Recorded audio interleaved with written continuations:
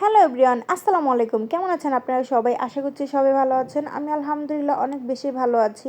আর ভালো না থাকে কি পারা যায় বলেন? বাড়ির বউ বলে কথা, ভালো তো থাকতেই হবে। আর কাজ থেকে এসেছি, এসেই হচ্ছে হাত মুখ ধুয়ে সোজা চলে গেলাম রান্নাঘরে রান্না করার জন্য।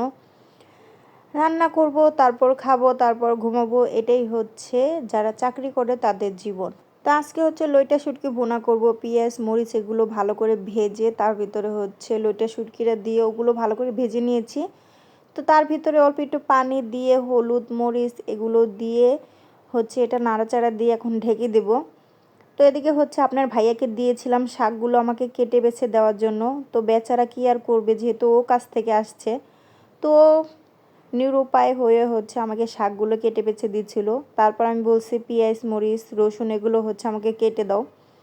তো ও হচ্ছে ওইদিকে কাটতেছিল আর আমি এদিক দিয়ে আরেকটা রান্না কমপ্লিট করতেছিলাম। কি করব, রাতের 11টা বেশি বেজে গেছে। রান্না না করে কখন খাবো কখন ঘুমাবো কি করব। তো দুজনে মিলেই হচ্ছে কাজ করা শুরু করে দিলাম। তো শুটকিটা বসিয়ে ধুয়ে হচ্ছে আমি শাকগুলো ভালো করে ধুয়ে নেব, যেহেতু শাকের মধ্যে অনেক বালি থাকে। তাই হচ্ছে আমি বেসিনটা ভালো করে পরিষ্কার করে বেসিনের মধ্যে শাকগুলো দিয়ে নিয়েছি।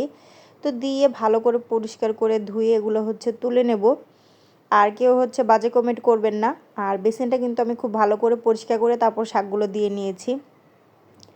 তা আমাকে দেখা যাচ্ছে কাজের বেটি রহিমার মতো কি আর করার বলেন, সারাদিন কাজ থেকে এসে তারপর রান্না করা, নিজের যত্ন নেওয়ার সময় পাওয়া যায় না।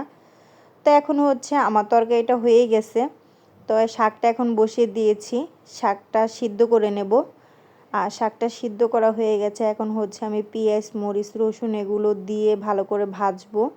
ভেজে তারপরে হচ্ছে শাকগুলোর মধ্যে দিয়ে দেব।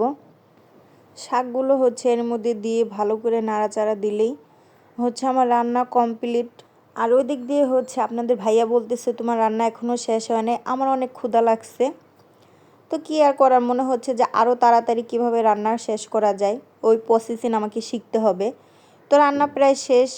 তো এগুলো হচ্ছে আমার তরকারির ফাইনাল লুক।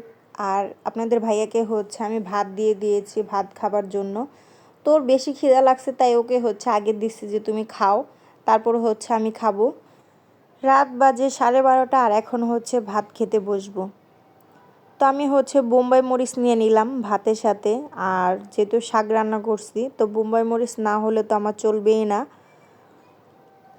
তো বোম্বাই মরিচ দিয়ে হচ্ছে প্রথমে যখন ভাতের লোকমাটা মুখে দিলাম, কি যে একটা ঘ্রাণ আর কি যে স্বাদ। তো এটা হচ্ছে যারা বোম্বাই মরিচ বেশি পছন্দ করে কেবলমাত্র তারাই বলতে পারবেন এটা স্বাদ আর এটার ঘ্রাণ কীরকম। তো এটা হচ্ছে আমার নতুন পেজ, সবাই আমাকে একটু সাপোর্ট করবেন। আর আমার ভিডিওটি ভালো লাগলে অবশ্যই লাইক কমেন্ট শেয়ার করবেন।